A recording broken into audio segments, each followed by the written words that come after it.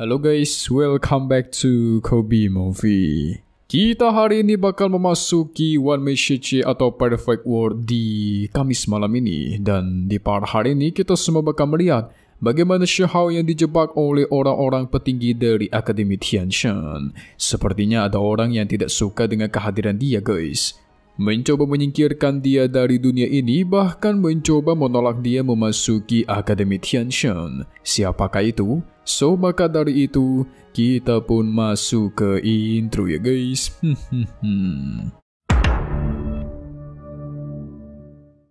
Di part kemarin kita udah melihat bagaimana Xiahao yang diserang oleh Jiate, tapi Jiate dihukum oleh seniornya yaitu Sui Luwang. Setelah itu, Xiahao dibawa ke kolam pembersih. Di sana sudah ada beberapa pendeta kuno yang mengaktifkan pembersihan menyeluruh ke dalam tubuhnya Xiahao. Dibantu oleh Sui Luwang, pembersihan pun dilakukan.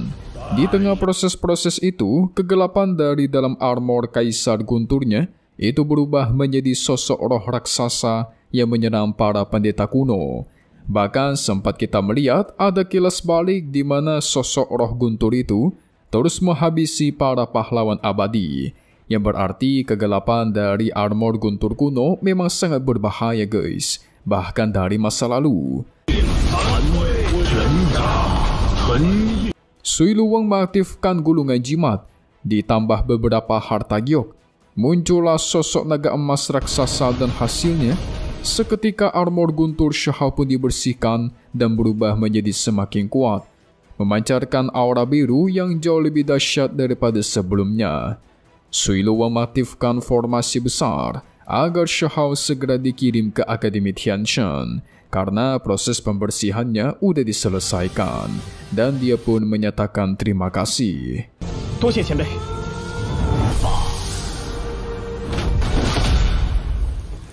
Singkat cerita, ternyata Xiahao bukan diteleportasikan ke Akademi Tianshan, melainkan ke reruntuhan Teng Xiantai. Di sana sudah banyak praktisi yang menunggu dan tidak tahu kapan mereka bisa keluar. Jadi ini sebenarnya adalah tempat pengasingan gitu guys. Ada sosok kakek penganut Tao. Dia sibuk mencoba meramal dengan ketiga koin emasnya kapan dia bisa keluar dari sini. Tapi gak lama dari itu muncullah Xiahao. Xiahao bertanya apakah ini Akademi Tianshan? Mereka menjawab, apa itu Akademi Tianshan? Yang mereka tahu di sini adalah pengadilan abadi dan pengadilan suci. Wah, tentu Xiahao bingung lah. Dia kira dirinya bakal dikirim ke Akademi Tianshan, yang ternyata dikirim ke tempat penebusan dosa guys. Lebih tepatnya penjara gitu. Tentu Xiahao kesal lah. Dosa apa yang sudah dia lakukan sampai harus dikirim ke tempat ini. Xiahao makin kesal ketika dia tahu ada orang di sana yang udah dikurung selama 300 tahun lebih dan gak bisa keluar-keluar. Sang kakek Tao pun menyarankan agar dia naik ke atas reruntuhan, mungkin di sana ada peluang. Xiahao pun naik ke atas mencoba menggunakan kekuatannya untuk memahami reruntuhan itu. Pasti ada rahasia di balik reruntuhan ini yang tidak diketahui oleh banyak orang. Dengan kekuatannya, Xiahao berhasil membentuk pagoda abadi dengan batu-batu reruntuhan. Itu berarti Xiahao berhasil memecahkan misteri di balik reruntuhan ini guys.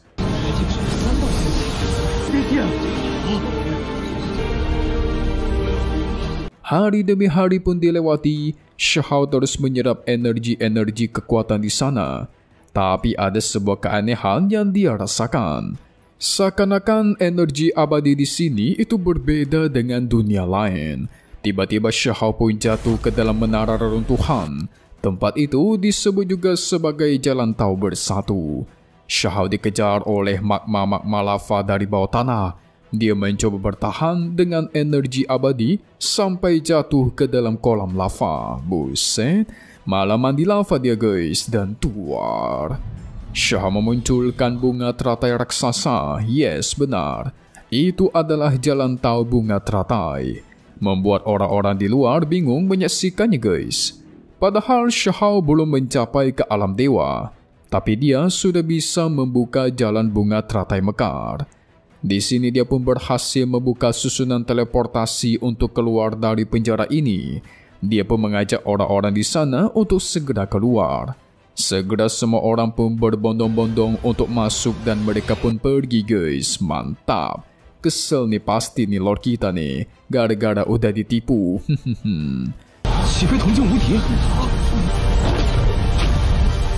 Singkat cerita, mereka diteleportasikan ke tempat lain.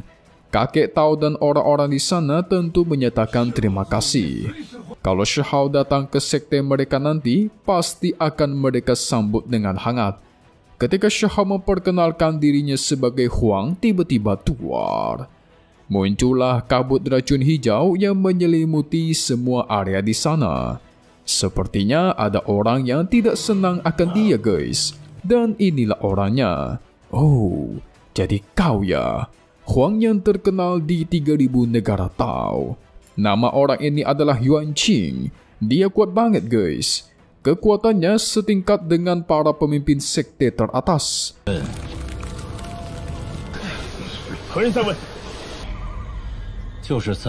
Shihao dianggap sudah bersalah karena melewati masa penerimaan murid Akademi Tianshan dan membuka susunan teleportasi tanpa izin.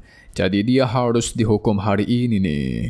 Shihao jadi sadar guys, setelah kemarin dia diserang oleh Chiate, sepertinya ada orang di balik ini yang tidak ingin dirinya masuk ke Akademi Tianshan nih. Lantas Shihao pun bertanya gimanakah cara dia terlepas dari hukuman ini. Yuan Qing menyuruh dia untuk mencari yang namanya batu Yuan, maka bakal dia lepaskan. Masalahnya batu Yuan itu sangat langka guys. Mana mungkin bisa ditemukan begitu aja ha? Teman-teman Shihao tidak terima atas tindakan tersebut, tapi Yuan Qing gak peduli. Gak terima maka mati saja. Pada akhirnya Shihao pun setuju dan dia pun langsung dikirimkan ke tempat lain, yaitu ke tambang kuno Taichu guys. Shihao setuju karena dia pengen sekalian mencari orang yang mencoba menghentikan dia untuk masuk ke Akademi Tianshan. Tapi masalahnya, tambang kuno Taichu itu adalah tempat paling berbahaya selama berabad-abad. Banyak sekali mayat dari para raja kuil kuno. Bahkan ada seorang raja yang pernah coba masuk ke sana untuk meneliti dan menelusurinya, malah dicekik sampai mati oleh mayat kuno misterius. Wah, gimana ini? Shihao malah dikirim ke tempat yang paling berbahaya. Ada orang di balik ini yang sengaja ingin menyingkirkan Shihao kita guys. Tapi pertanyaannya siapakah itu kita masih belum tahu nih.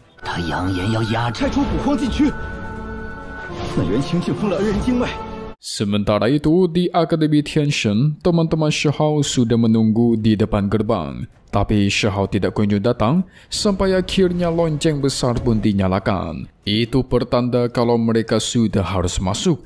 Yang ada pilihan mereka pun harus masuk dan menunggu di dalam.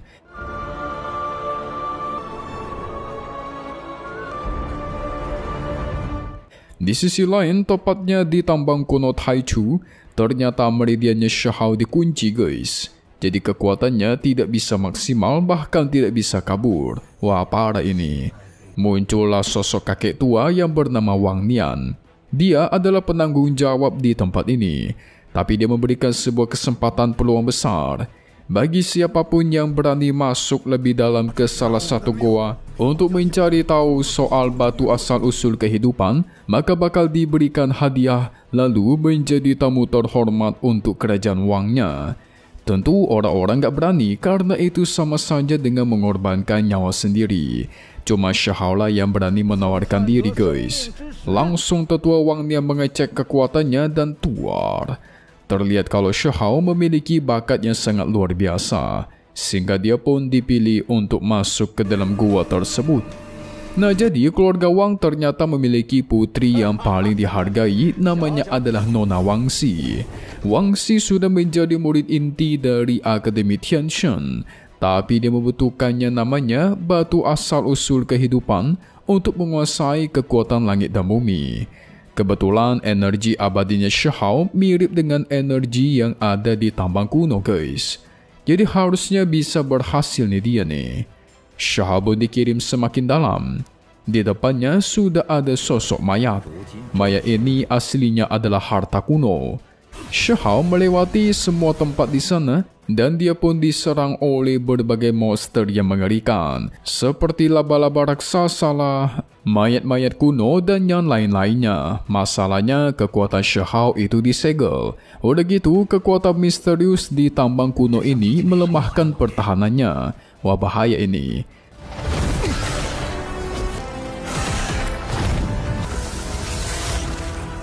Kebetulan Shahao melihat ada sosok kuda biru abadi. Itu adalah obat buat panjang umur, guys. Shahao mencoba menghentikannya tetapi ternyata kekuatannya masih terlalu lemah. Setidaknya di hadapannya sudah ada kolam suci. Sehingga dia pun mencoba menyerap kolam suci di sana. Lumayan nih untuk memulihkan kekuatannya, guys.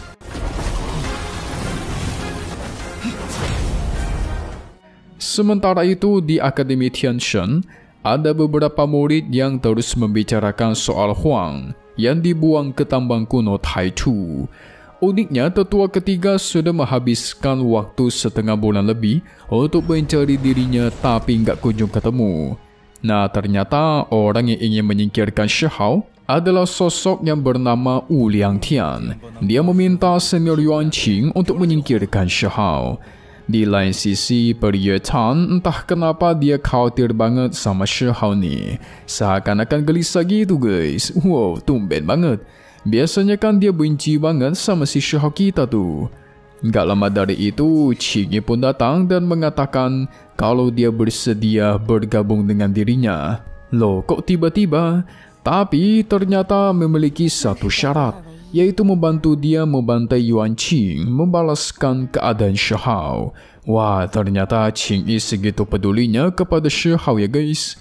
Tapi untuk sekarang mereka belum bisa bergabung karena masing-masing dari mereka belum mencapai atau belum menjadi penguasa tertinggi di generasinya.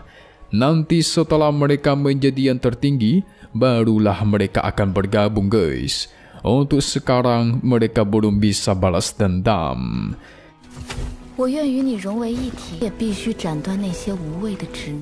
Di sisi lain, teman-teman Shahao marah gara-gara para murid Akademi Tianshan itu menghina-hina Shahao di hadapan mereka.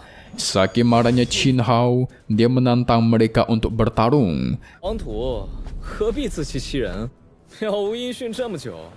Muncullah si kuda cilin dan kelinci putih yang menjatuhkan sang wanita sombong. Dia terus mengatai Shahao dari tadi, guys. Tapi hinaan mereka sangat berlebihan. Sampai-sampai muncullah Shei yang marah banget atas mulut kasar dari mereka. Salah satu murid inti pun muncul juga, namanya adalah Lui Tuo. Dia berjanji, kalau Shahao ternyata selamat kembali ke sini, maka dia bakal membantunya untuk melihat kebodohannya. Dalam artian Lui Tuo ingin menuduhkan dan mempermalukan Shahao di hadapan semua orang, guys. Shei yang marah pun menyerang dia, terjadilah adu kekuatan. Tapi tiba-tiba muncullah tetua ketiga yang menghentikan pertarungan mereka. Dan ternyata, guys, tambang kuno Taichu itu sudah dibuka untuk pelatihan para murid. Di sana mereka bisa memperkuat diri melalui pengalaman hidup dan mati. Soalnya kan bakal melawan musuh-musuh kuat ya di sana ya. Itu berarti secara tidak langsung mengatakan tambang kuno Taichu ada bagusnya juga dong. Shahao masuk ke sana berarti ada kelebihannya juga. Selain ada pengalaman bagus, di sana juga terdapat harta-harta yang mungkin sangat langka. Menarik.